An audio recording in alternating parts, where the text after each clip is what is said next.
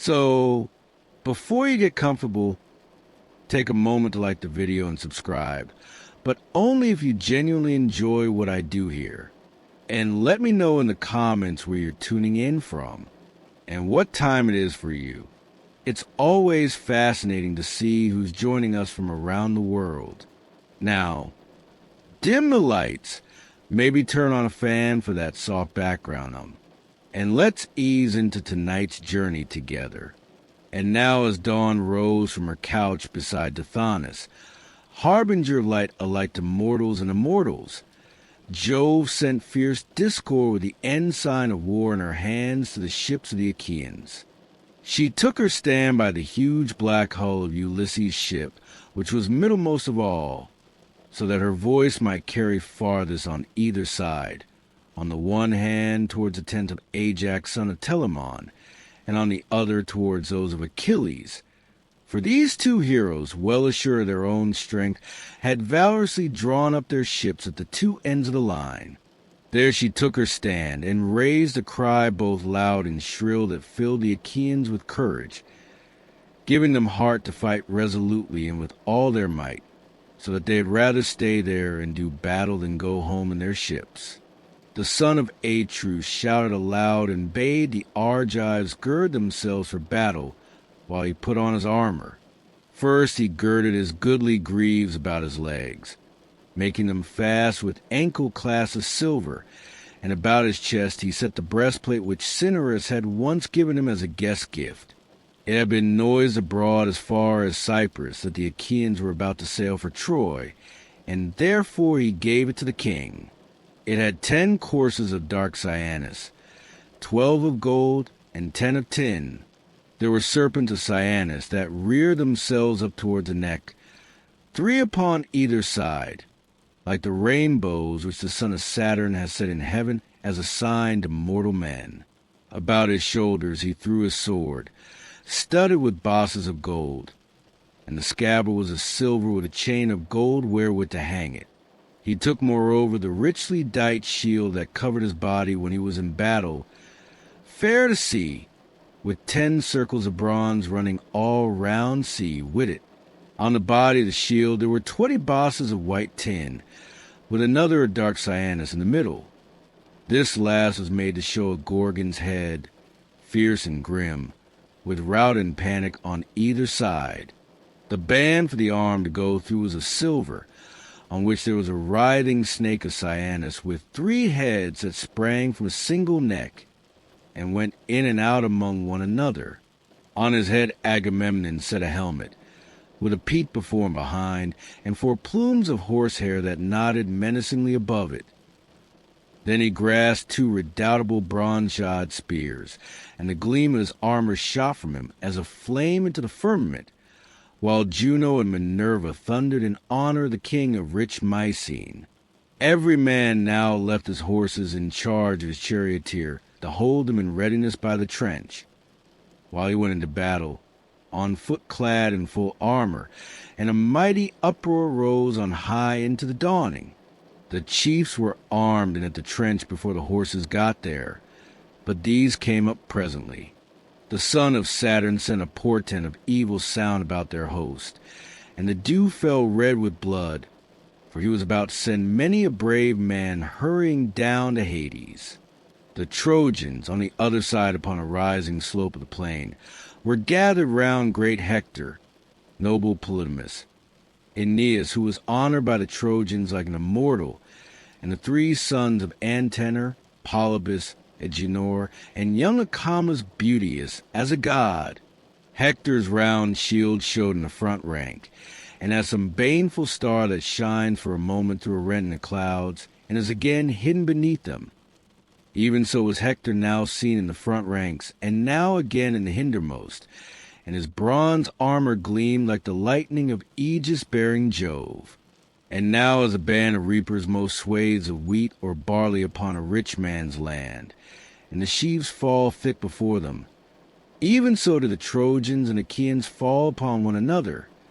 They were in no mood for yielding, but fought like wolves, and neither side got the better of the other. Discord was glad as she beheld them. for she was the only god that went among them. The others were not there, but stayed quietly each in his own home among the dells and valleys of Olympus.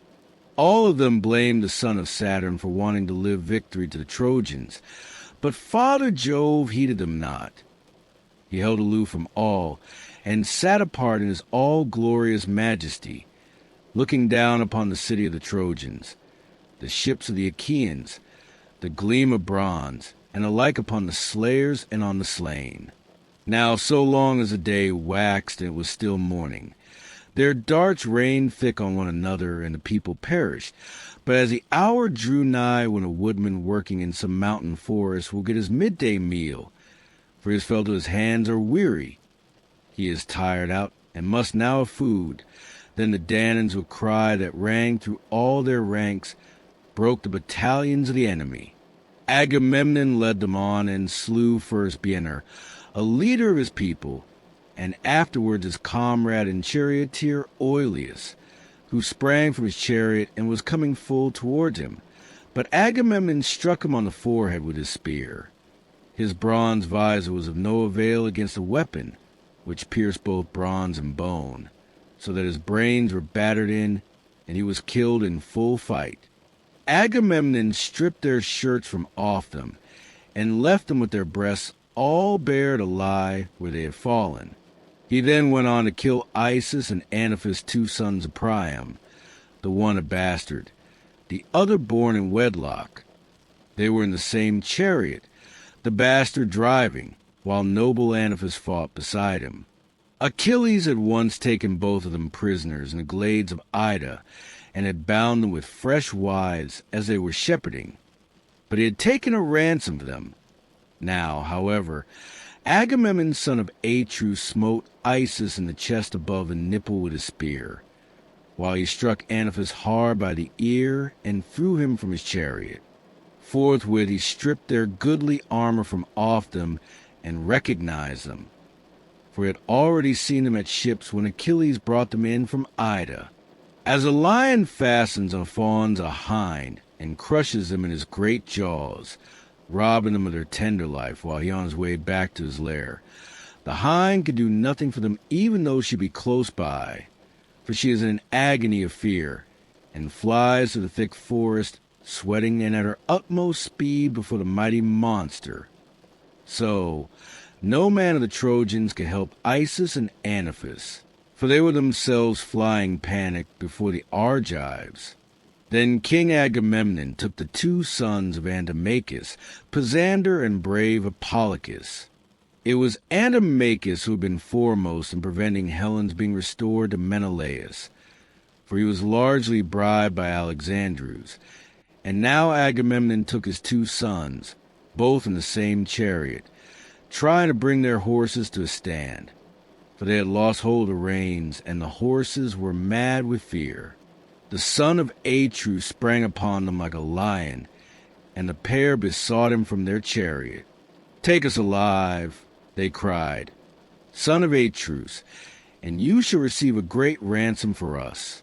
Our father Antimachus has great store of gold, bronze, and wrought iron, and from this he will satisfy you with a very large ransom should he hear of our being alive at the ships of the Achaeans." With such piteous words and tears did they beseech the king, but they heard no pitiful answer in return. "If," said Agamemnon, "you are sons of Antimachus, who once at a council of Trojans proposed that Menelaus and Ulysses, who had come to you as envoys, should be killed and not suffered to return, you shall now pay for the foul iniquity of your father." As he spoke, he felled Pisander from his chariot to the earth, smiting him on the chest with his spear, so that he lay face uppermost upon the ground. Hippolochus fled, but him too did Agamemnon smite. He cut off his hands and his head, which he sent rolling in among the crowd as though it were a ball. There he let them both lie, and wherever the ranks were thickest thither he flew, while the other Achaeans followed. Foot soldiers drove the foot soldiers of the foe in rout before them, and slew them. Horsemen did the like by horsemen, and the thundering tramp of the horses raised a cloud of dust from off the plain. King Agamemnon followed after, ever slaying them and cheering on the Achaeans. As when some mighty forest is all ablaze, the eddying gusts whirl fire in all directions till the thickets shrivel and are consumed before a blast of the flame. Even so fell the heads of the flying Trojans before Agamemnon son of Atreus, and many a noble pair of steeds drew an empty chariot along the highways of war, for lack of drivers who were lying on the plain, more useful now to vultures than to their wives. Jove drew Hector away from the darts and dust, with the carnage and din of battle. But the son of Atreus sped onwards, calling out lustily to the Danaans. They flew on by the tomb of old Pylos, son of Dardanus, in the middle of the plain, and past the place of the wild fig tree, making always the city. The son of Atreus still shouting, and with hands all bedrabbled in gore. But when they had reached the Scaean gates and the oak tree, there they halted and waited for the others to come up. Meanwhile the Trojans kept on flying over the middle of the plain like a herd cows maddened with fright when a lion has attacked them in the dead of night. He springs on one of them, seizes her neck in the grip of his strong teeth, and then laps up her blood and gorges himself upon her entrails.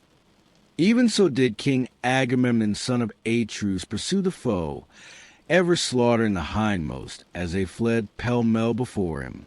Many a man was flung headlong from his chariot by the hand of the son of Atreus, for he wielded his spear with fury. But when he was just about to reach the high wall in the city, the Father of gods and men came down from heaven and took his seat, thunderbolt in hand, upon the crest of many-fountained Ida. He then told Iris of the golden wings to carry a message for him. "Go," said he, fleet Iris, "and speak thus to Hector. Say that so long as he sees Agamemnon heading his men and making havoc of the Trojan ranks, he is to keep aloof and bid the others bear the brunt of the battle.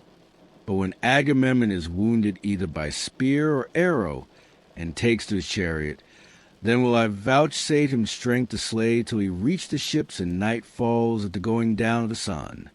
Iris hearkened and obeyed.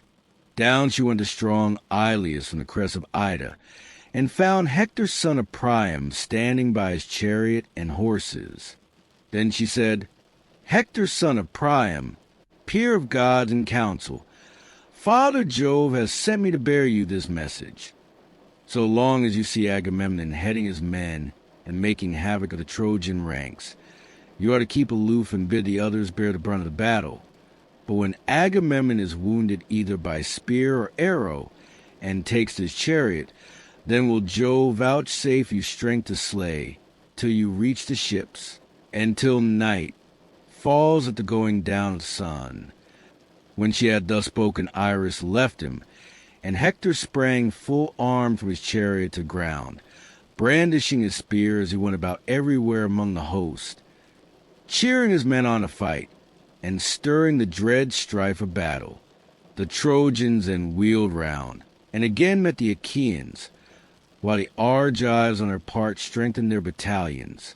The battle was now in array, and they stood face to face with one another, Agamemnon ever pressing forward in his eagerness to be ahead of all others. Tell me now, ye muses that dwell in the mansions of Olympus, who, whether the Trojans or their allies, was first to face Agamemnon? It was Iphidamas son of Antenor, a man both brave and of great stature, who was brought up in fertile Thrace to mother his sheep. Cisses, his mother's father, brought him up in his own house when he was a child. Cisses, father to fair Theano, when he reached manhood. Cisses would have kept him there, and was for giving him his daughter in marriage. But as soon as he had married, he set out to fight the Achaeans with 12 ships that followed him. These he had left at Percote, and had come on by land to Ilias. He it was that Nam met Agamemnon son of Atreus.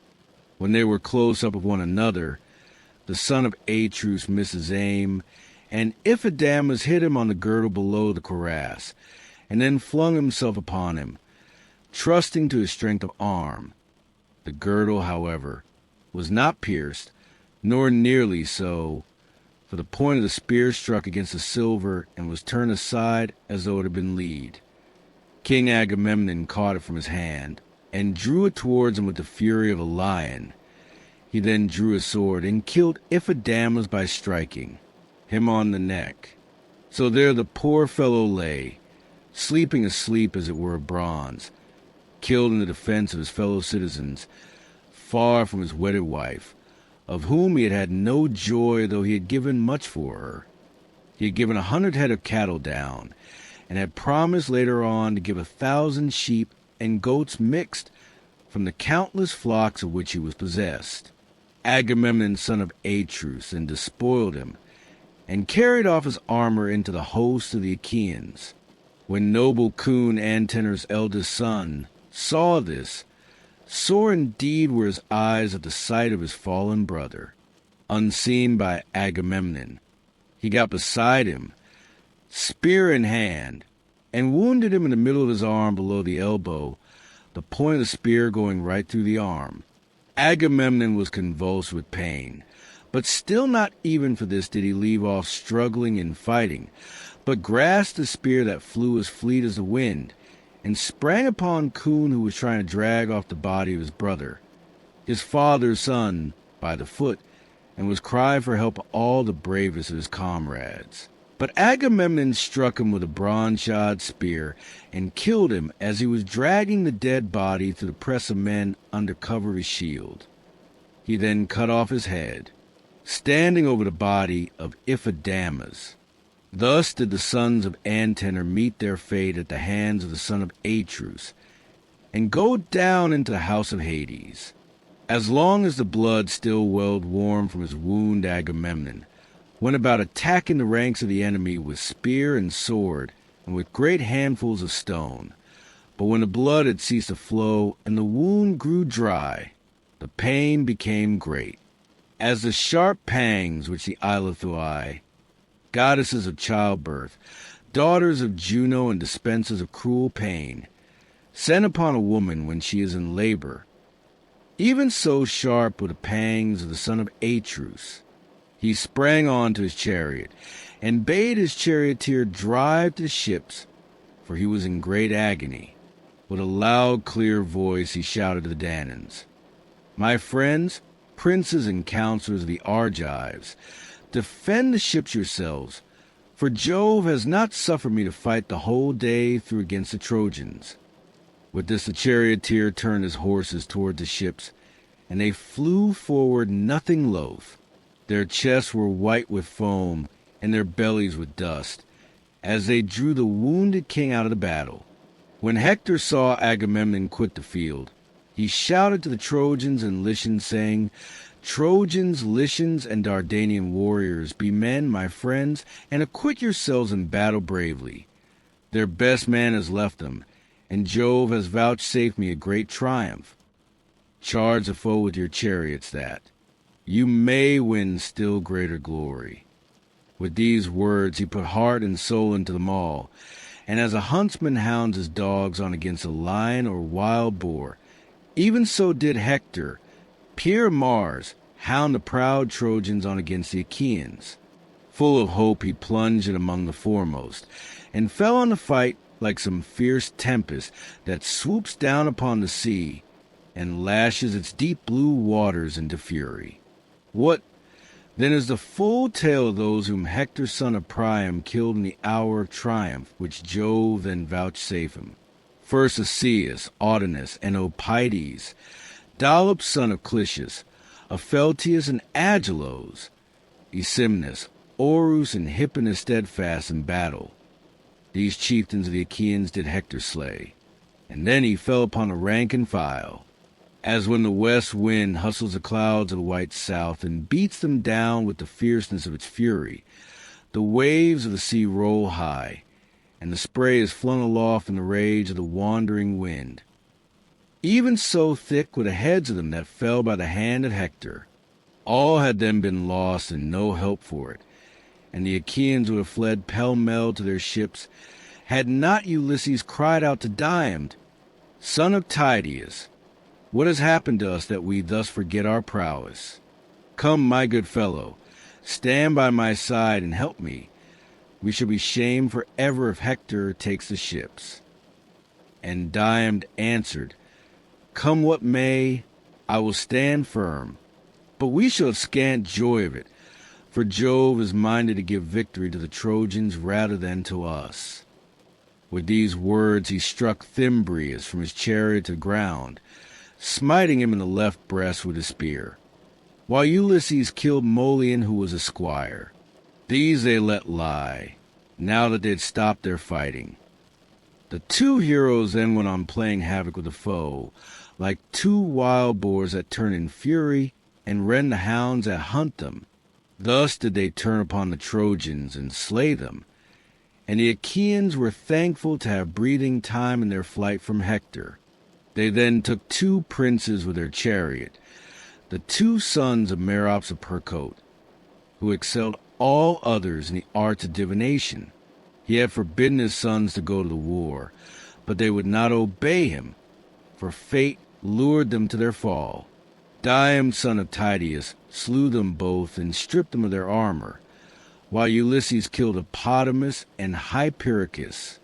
And now the son of Saturn, as he looked down from Ida, ordained that neither side should have the advantage, and they kept on killing one another. The son of Tydeus speared Agastropus, son of Paeon, in the hip joint with a spear. His chariot was not a hand for him to fly with, so blindly confident had he been. His squire was in charge of it at some distance, and he was fighting on foot among the foremost until he lost his life. Hector soon marked the havoc Diomed and Ulysses were making, and bore down upon them with a loud cry, followed by the Trojan ranks. Brave Diomed was dismayed when he saw them, and said to Ulysses, who was beside him, "Great Hector is bearing down upon us, and we shall be undone. Let us stand firm and wait his onset." He poised a spear as he spoke and hurled it, nor did he miss his mark.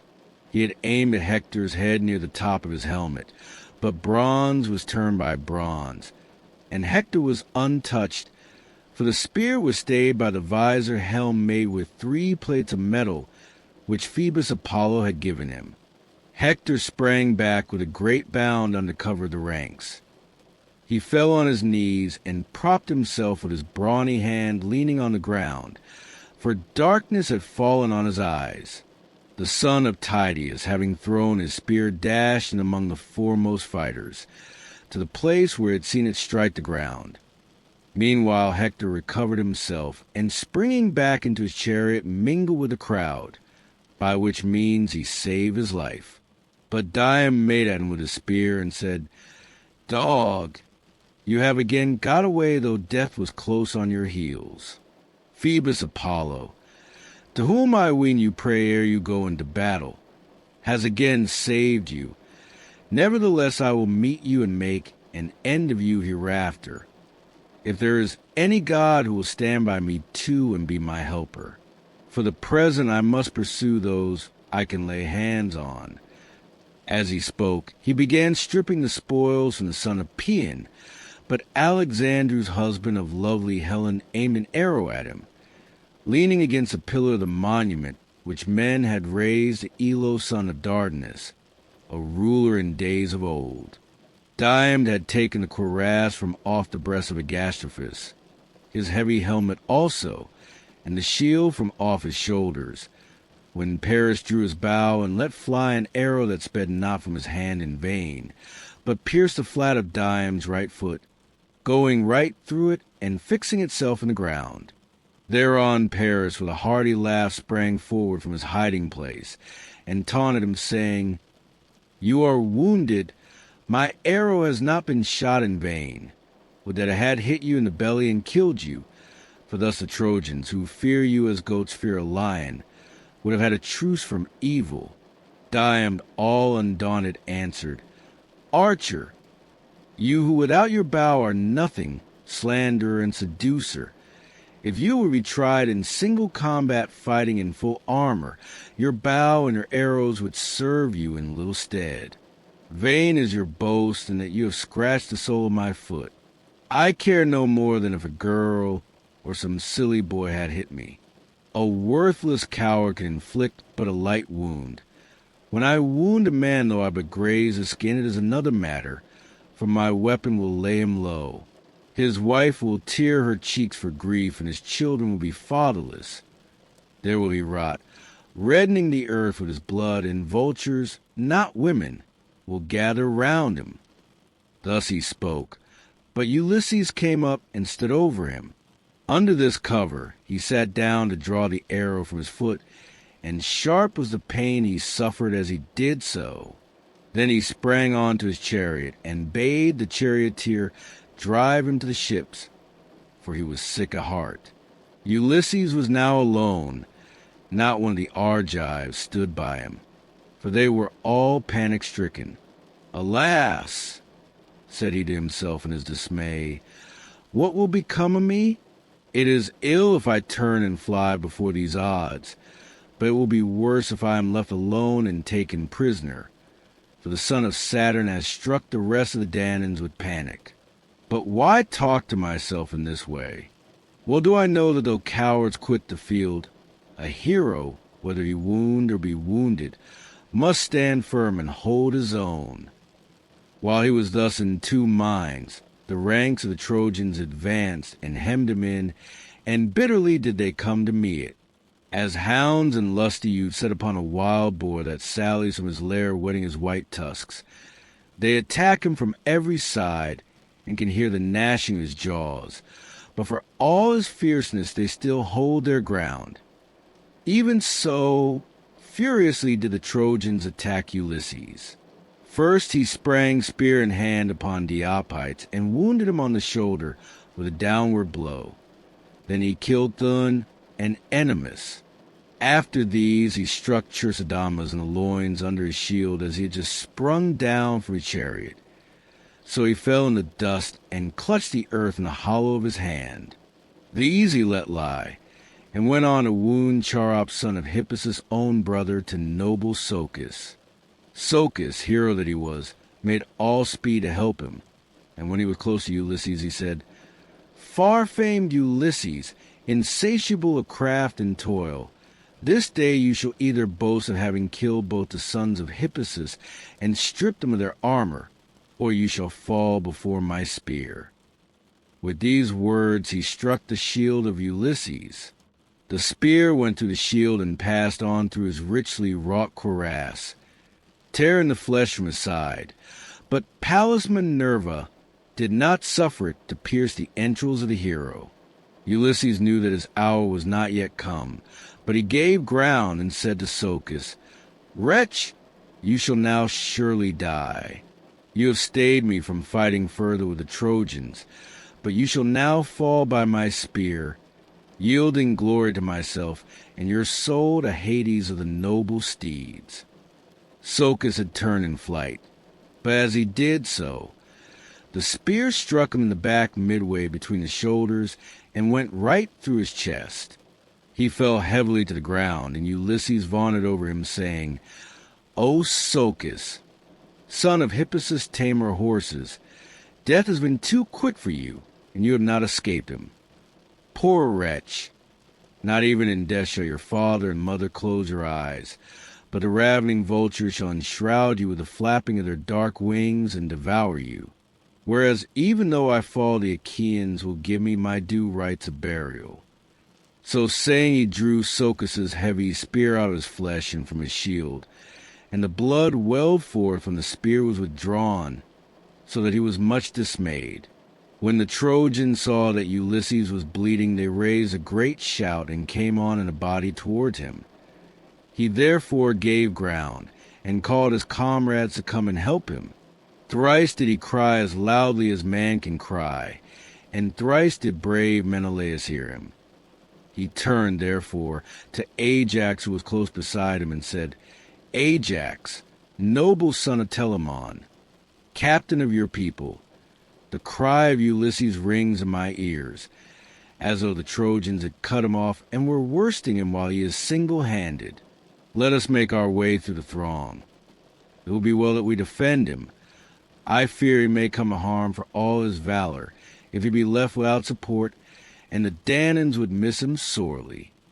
He led the way, and mighty Ajax went with him.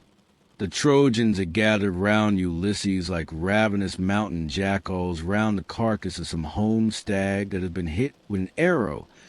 The stag has fled at full speed so long as his blood was warm and his strength has lasted, but when the arrow has overcome him, the savage jackals devour him in the shady glades of the forest.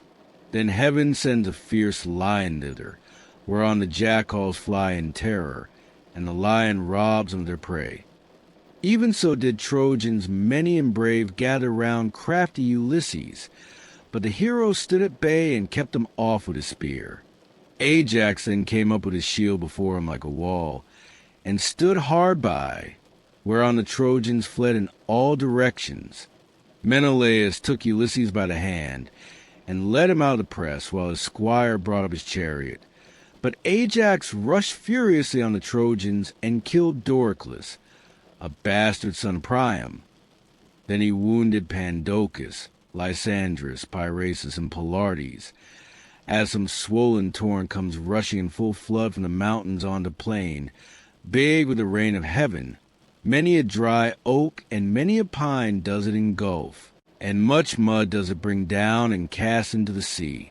Even so did brave Ajax chase the foe furiously over the plain, slaying both men and horses.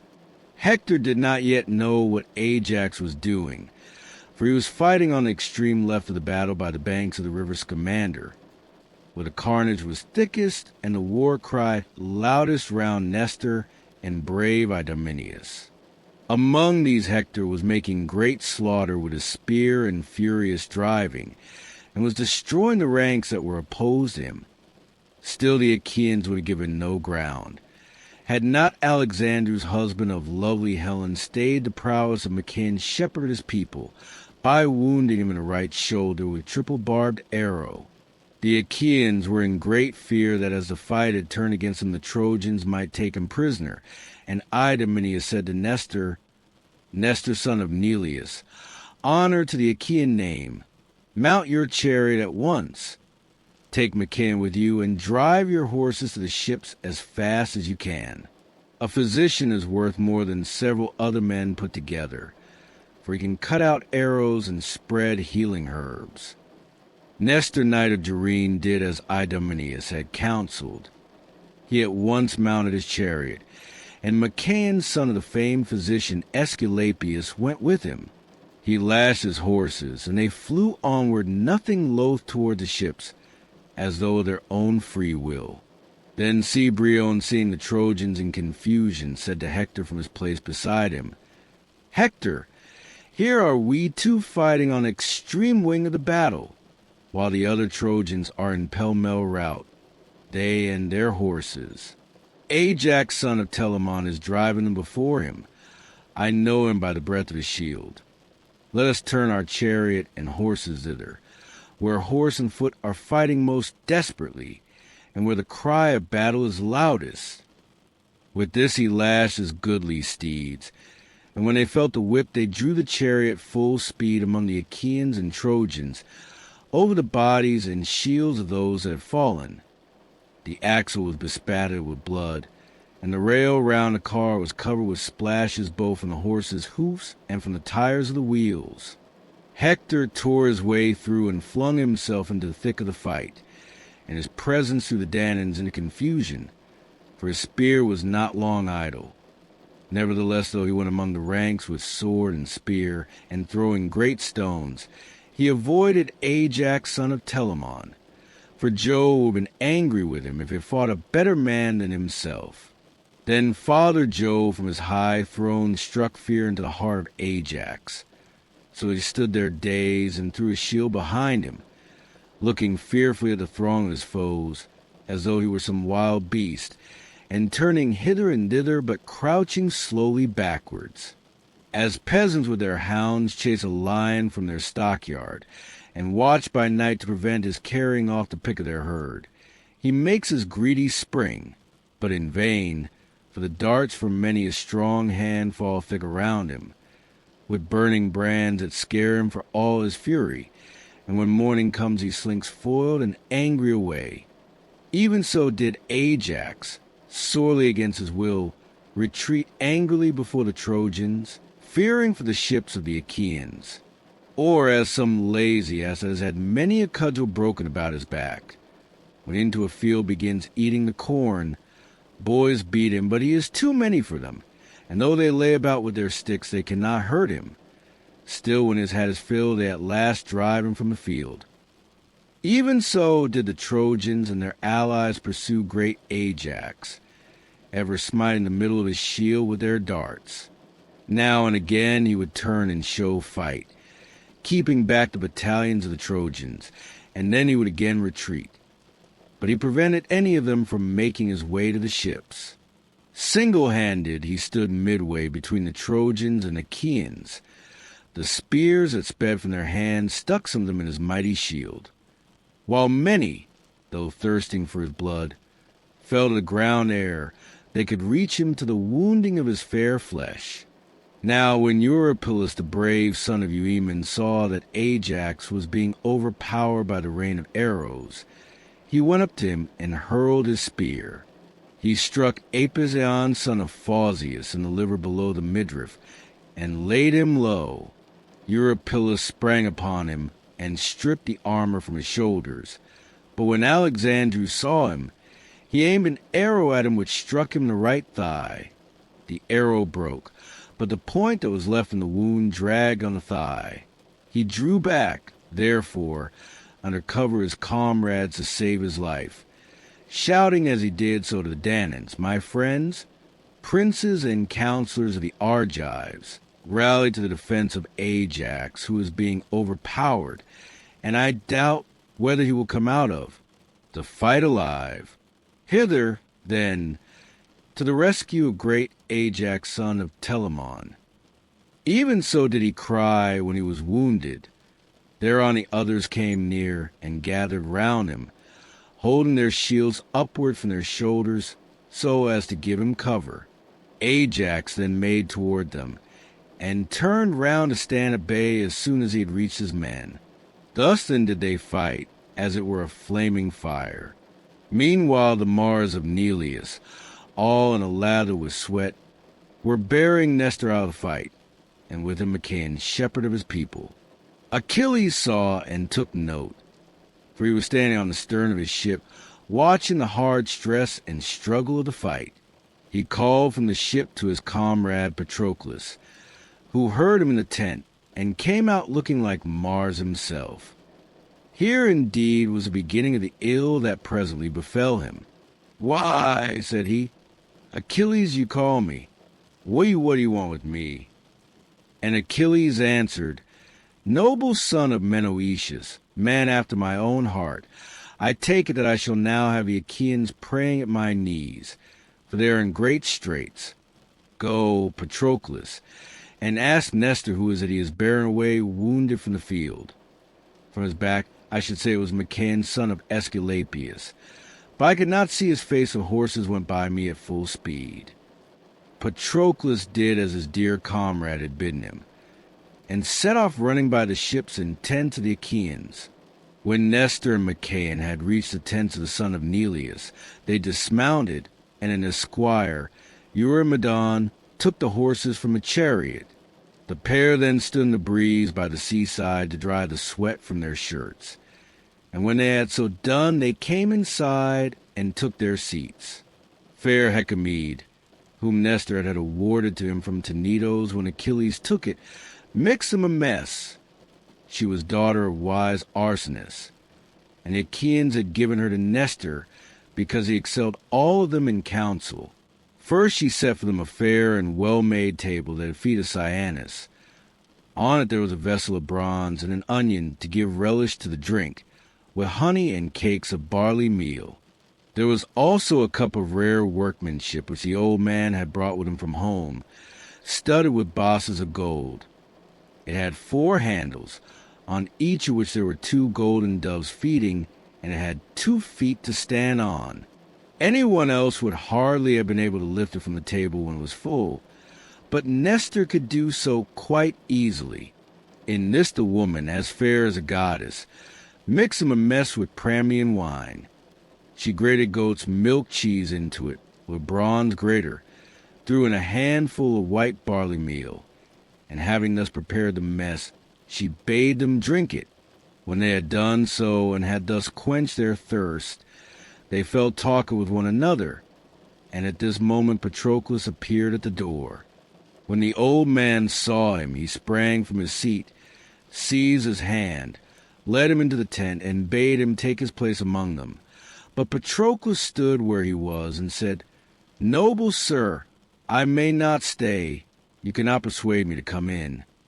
He that sent me is not one to be trifled with, and he bade me ask who the wounded man was whom you were bearing away from the field. I can now see for myself that he is Machaon, shepherd of his people. I must go back and tell Achilles.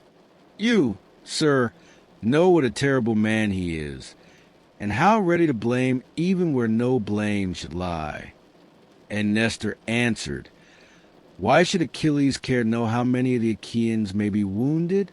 He recks not the dismay that reigns in our host. Our most valiant chieftains lie disabled. Brave Diomedes, son of Tydeus, is wounded. So are Ulysses and Agamemnon. Eurypylus has been hit with an arrow in the thigh, and I have just been bringing this man from the field. He too wounded, with an arrow. Nevertheless Achilles, so valiant though he be, cares not and knows no ruth. Will he wait till the ships, do what we may, are in a blaze, and we perish one upon the other?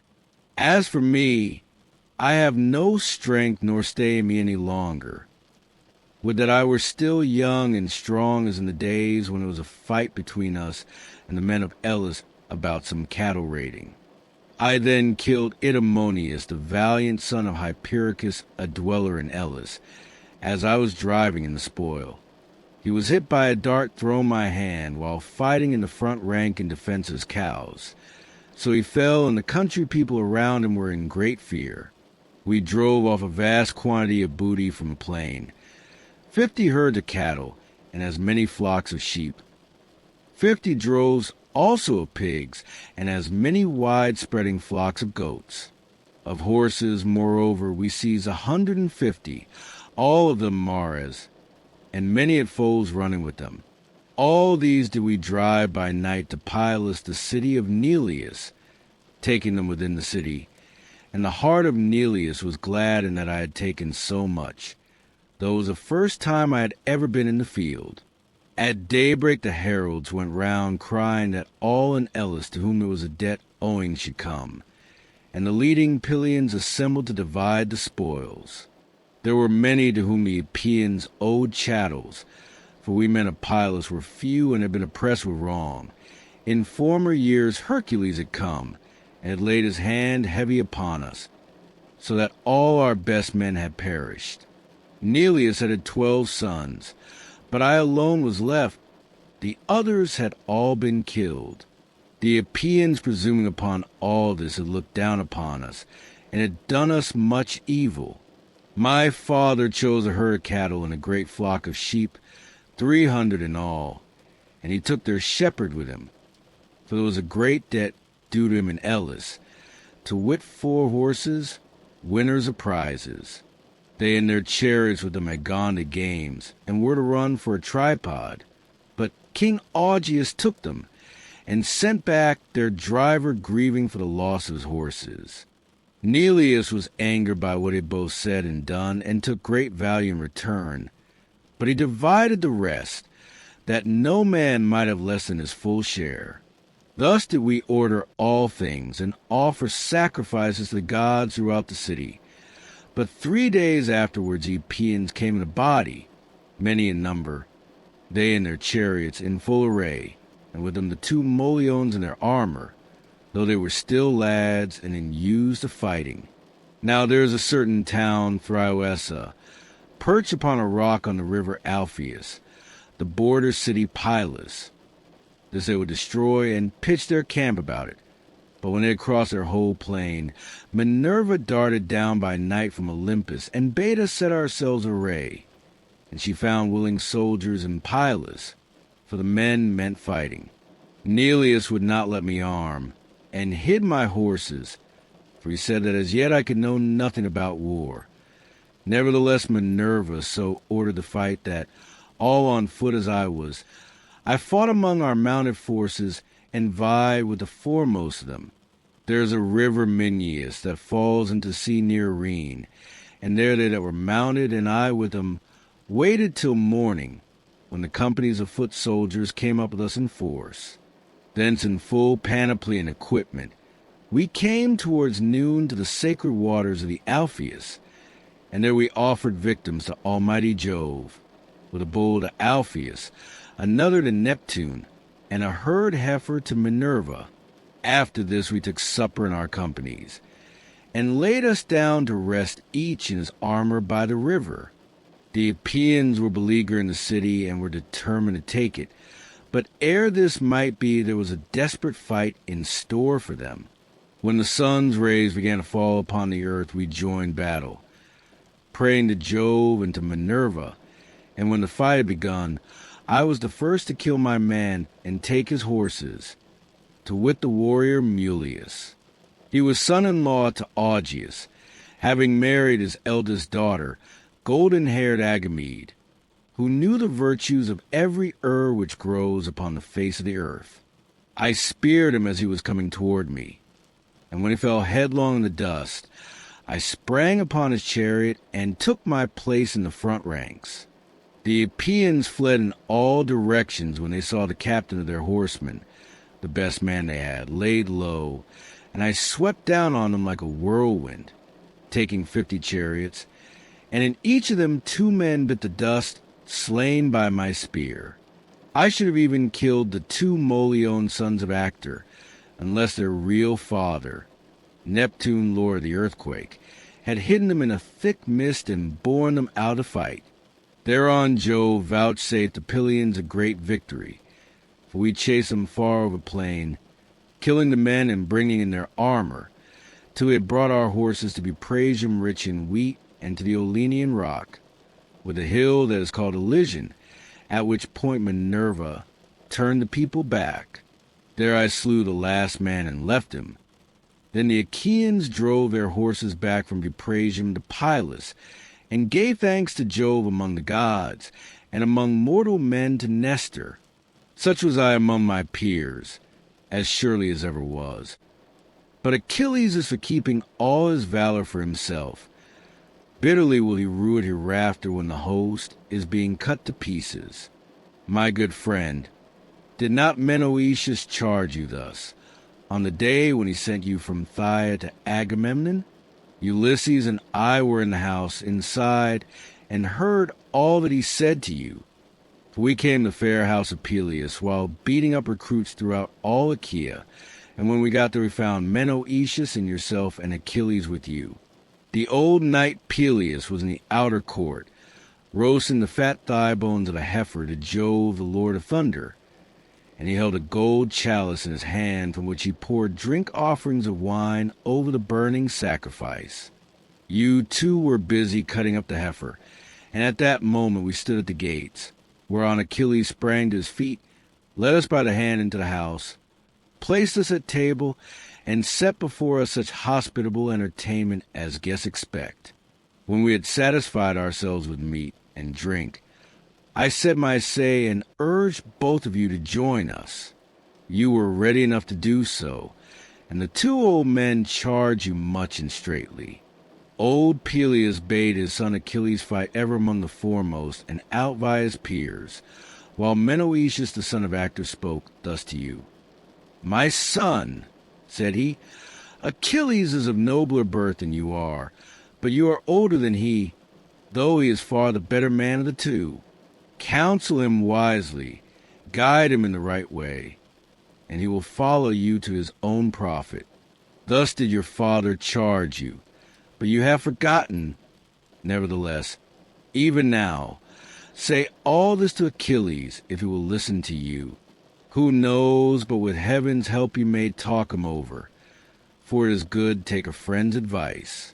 If, however, he is fearful about some oracle, or if his mother has told him something from Jove, then let him send you, and let the rest of the Myrmidons follow with you, if perchance you may bring light and saving to the Danaans. And let him send you into battle clad in his own armor, that the Trojans may mistake you for him, and leave off fighting. The sons of the Achaeans may thus have time to get their breath, for they are hard-pressed, and there is little breathing time in battle. You, who are fresh, might easily drive a tired enemy back to his walls and away from the tents and ships. With these words he moved the heart of Patroclus, who set off running by the line of the ships to Achilles, descendant of Aeacus. When he had got as far as the ships of Ulysses, where was their place of assembly and court justice, with their altars dedicated to the gods, Eurypylus, son of Euaemon, met him, wounded in the thigh with an arrow and limping out of fight. Sweat rained from his head and shoulders, and black blood welled from his cruel wound. But his mind did not wander. The son of Menoetius, when he saw him, had compassion upon him, and spoke piteously, saying, O unhappy princes and counselors of the Danaans, are you then doomed to feed the hounds of Troy with your fat, far from your friends and your native land? Say, noble Eurypylus, will the Achaeans be able to hold great Hector in check, or will they fall now before his spear? Wounded Eurypylus made answer, Noble Patroclus, there is no hope left for the Achaeans, but they will perish at their ships. All they that were princes among us are lying struck down and wounded at the hands of the Trojans, who are waxing stronger and stronger. But save me and take me to your ship. Cut out the arrow from my thigh, wash the black blood from off it with warm water, and lay upon it those gracious herbs which, so they say, have been shown you by Achilles, who was himself shown them by Chiron, most righteous of all the centaurs. For the physicians Podalirius and Machaon, I hear that the one is lying wounded in his tent, and is himself in need of healing, while the other is fighting the Trojans upon the plain. Hero Eurypylus, replied the brave son of Menoetius, how may these things be? What can I do? I am on my way to bear a message to noble Achilles from Nestor Gerene, bulwark of the Achaeans. But even so I will not be unmindful of your distress. With this he clasped him round the middle, and led him into the tent, and a servant, when he saw him, spread bullock skins on the ground for him to lie on. He laid him at full length, and cut out the sharp arrow from his thigh. He washed the black blood from the wound with warm water. He then crushed a bitter herb, rubbing it between his hands, and spread it upon the wound. This was a virtuous herb which killed all pain, so the wound presently dried, and the blood left off flowing.